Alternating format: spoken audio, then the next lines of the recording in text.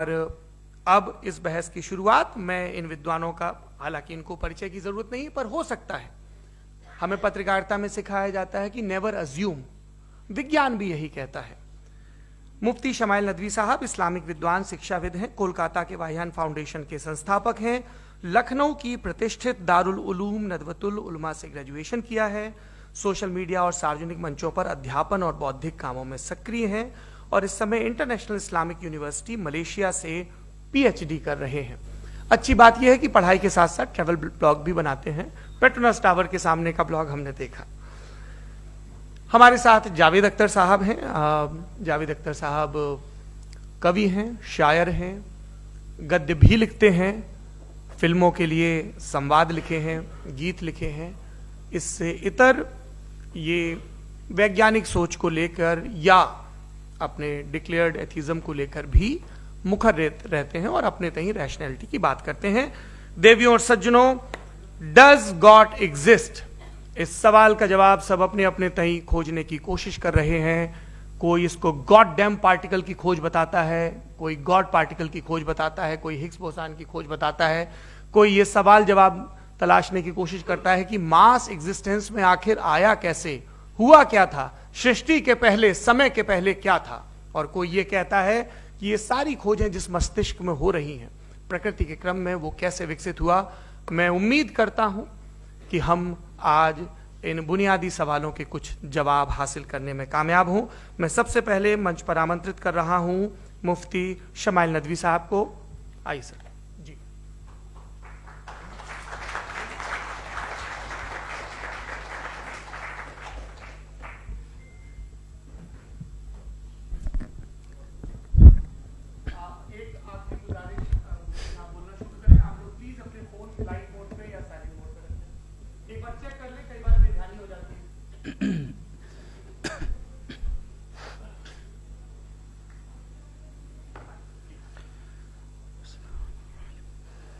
तमाम तारीफें उस क्रिएटर के लिए जिसने इस यूनिवर्स को एक मकसद के तहत पैदा किया है। रिस्पेक्टेड जनाब जावेद अख्तर साहब, मिस्टर सौरभ द्विवेदी और respected audience, thank you all for being here today. आज की डिबेट में चूंकि हम बात करने वाले हैं डज गॉड एग्जिस्ट के टॉपिक पर, तो ये एक ऐसा टॉपिक है जिसके मुताल्लिक कोई भी डिसीजन लेने के लिए अलग अलग स्टैंडर्ड्स हो सकते हैं।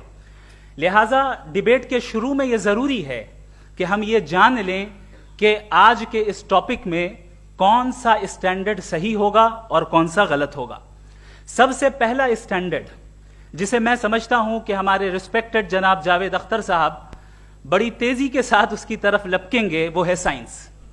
जबकि साइंस दर हकीकत खुदा के एग्जिस्टेंस को डायरेक्टली साबित करने या उसके एग्जिस्टेंस को डिनाई करने के लिए स्टैंडर्ड नहीं बन सकती।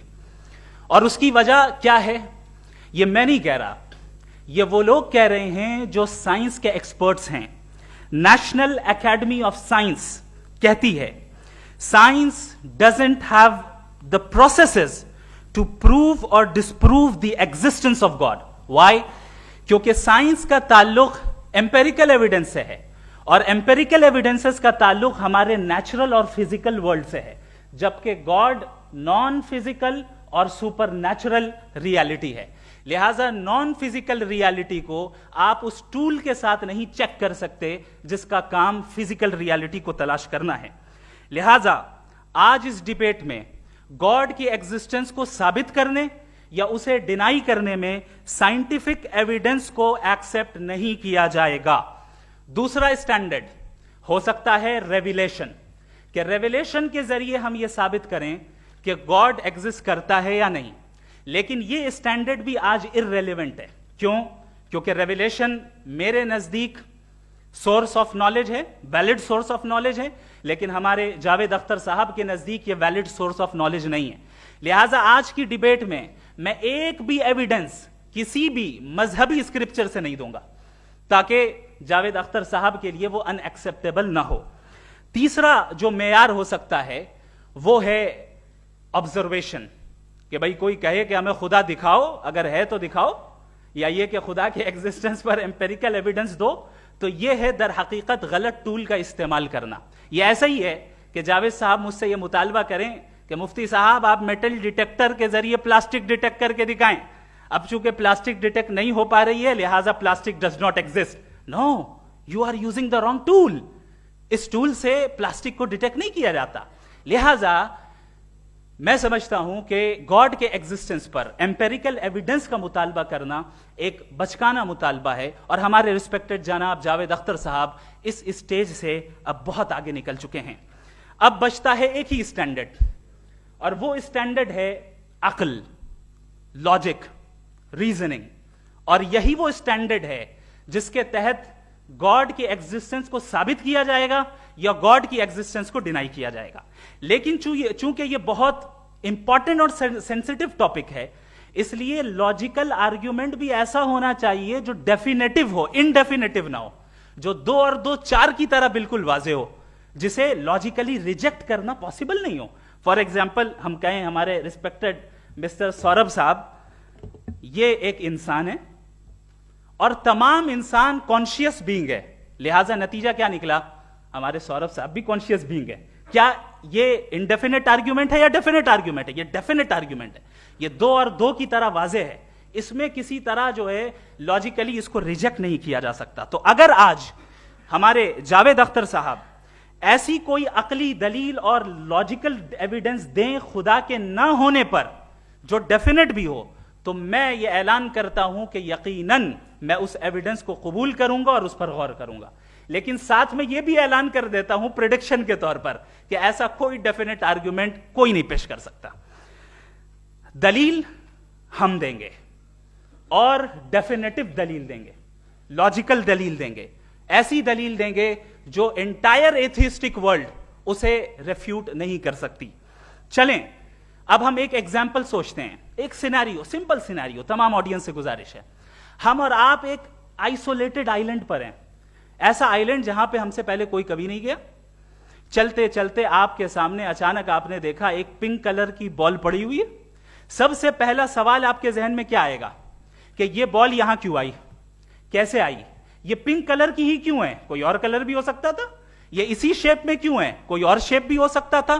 نیچرلی آپ اس طرف پہنچیں گے کہ کوئی نہ کوئی ہے جس نے ان اسپیسیفک پراپرٹیز کے ساتھ اس بال کو بنایا ہے اور یہاں پہ رکھا ہے. چونکہ آپ جانتے ہیں کہ یہ جو بال ہے اس کا ایگزسٹ کرنا ضروری نہیں ہے. یہ ایگزسٹ کر بھی سکتی تھی، نہیں بھی کر سکتی تھی، اور ایگزسٹ کرنا ہی تھا تو کسی اور فارم میں کرتی، کسی اور کلر میں کرتی. اب آپ اس بال کو ایکسپینڈ کرتے چلے جائیں، ایکسپینڈ کرتے چلے جائیں، ایکسپینڈ کرتے چلے جائیں، یہاں تک کہ یہ بال یونیورس کے سائز کی ہو جائے. بتائیے کہ کیا سائز کے بڑھ جانے سے سوال بدل جائے گا؟ ہرگز نہیں بدلے گا. ابھی بھی سوال رہے گا یہ یونیورس کہاں سے آیا، ان اسپیسیفک پراپرٹیز کے ساتھ کہاں سے آیا، کیوں آیا، کس نے بنایا. یہ سوال اس وقت بھی ویلڈ رہے گا. لیکن یہ سوال اگر ہم جناب جاوید اختر صاحب سے کریں تو چونکہ ان کا ورلڈ ویو ایتھیسٹک ہے، اور صرف ان کا نہیں، مطلب جتنے بھی ایتھیسٹ ہیں اور ایتھیسٹک ورلڈ ویو کو رکھنے والے سے اگر آپ یہ سوال کریں کہ یہ یونیورس کہاں سے آیا، تو ان کا جواب یا تو آرگیومنٹ فرام اگنورینس ہوگا یا ڈوگمیٹک ہوگا. یا تو یہ کہیں گے کہ مجھے نہیں پتا کہ یہ کہاں سے آیا لہذا گاڈ ڈز ناٹ ایگزسٹ، یہ آرگیومنٹ فرام اگنورینس ہے. یا یہ کہیں گے کہ یہ یونیورس خود بخود بن گیا. اس کا مطلب یہ ہے کہ اس بال کو بھی خود بخود بن جانا چاہیے، لیکن بال کے تعلق سے یہ ایکسپلینیشن ایکسپٹ نہیں کی جائے گی کہ یہ خود بخود بن گئی، لیکن یونیورس کے تعلق سے کر دیا جائے گا. اسے ہم دوسرے الفاظ میں ڈوگما بھی کہہ سکتے ہیں. دوسری چیز، ہمارے جاوید اختر صاحب ضرور گاڈ آف گیپس کی مثال بھی ضرور دیں گے، اور مثال دیں گے کہ پہلے زمانے میں بجلیاں کڑکتی تھی تو لوگوں نے کسی ایک خدا کی طرف، اور بارش ہوتی تھی تو دوسرے خدا کی طرف منسوب کر دیا، ان کے پاس دلیل نہیں تھی. یہ ہمارا ورلڈ ویو ہے ہی نہیں، یہ ہمارا ورلڈ ویو ہے ہی نہیں، کیونکہ نیچرل فینومینا کے پروسیس کی انٹرپریٹیشن کو جان لینے سے یہ کہاں سے ثابت ہو گیا کہ گاڈ ایگزسٹ نہیں کرتا ہے.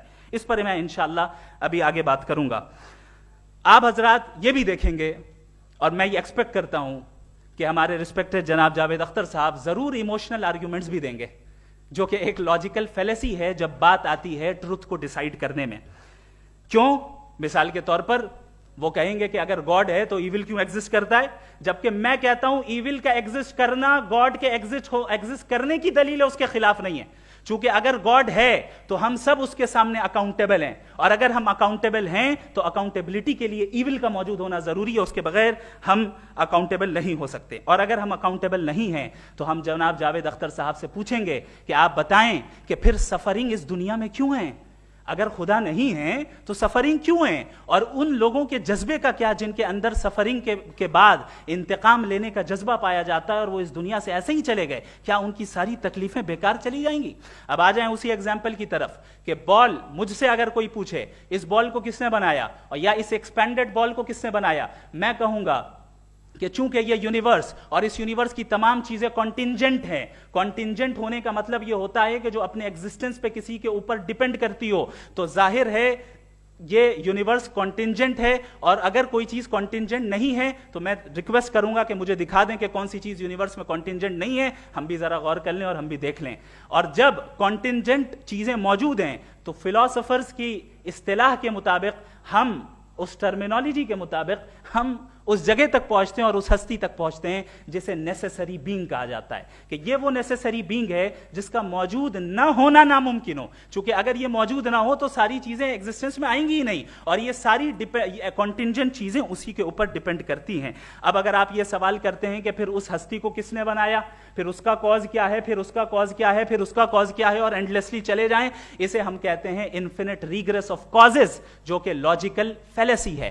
کانسیپچولی انفینٹی پاسبل ہے. مثال کے طور پہ نیومیریکلز 1 2 3 گنتے چلے جائیں، انفینٹ نمبرز ہیں. میں کانسیپچولی بات نہیں کر رہا، پریکٹیکلی ریالٹی میں ثابت کر کے دکھائیں کہ infinite regress of causes possible ہیں یا نہیں. اگر پاسبل ہیں تو ہم مان لیں گے، مثال دے دیں، اور پاسبل نہیں ہے تو ایک ہی آپشن بچتا ہے جسے ہم کہتے ہیں نیسیسری بینگ. ایسی نیسیسری بینگ جو انڈیپینڈنٹ ہے، چونکہ اگر وہ ڈیپینڈنٹ ہوئی تو وہ نیسیسری نہیں رہے گی. ایسی انڈیپینڈنٹ بینگ جو اٹرنل ہے، اگر وہ اٹرنل نہیں ہوگی، اس کی بگننگ ہوگی تو وہ خود کانٹینجنٹ ہے. ایسی بینگ جو پاورفل ہے، کیونکہ کانٹینجنٹ کو ایکچوالائز کرنے کے لیے پاور چاہیے. ایسی بینگ جو انٹیلیجنٹ ہے اور نالجیبل ہے، کیونکہ یہ یونیورس اسپیسیفک فارم اور اسپیسیفک لاز آف نیچر کے تحت پریسائزلی چل رہا ہے. Thank you. تھینک یو مفتی صاحب. میں ان دلیلوں کے بعد